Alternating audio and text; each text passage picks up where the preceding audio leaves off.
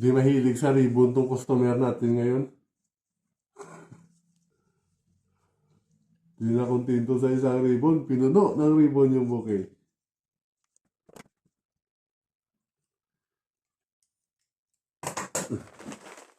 Tingnan nyo naman mga amigo at amiga, mayaman sa ribbon.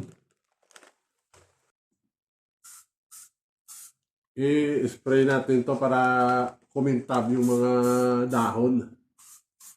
Pampakintab po to ng dahon eh. Para maganda tingnan yung bouquet natin.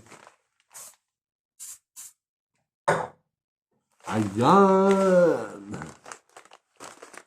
Diba? Nagsashine yung mga dahon.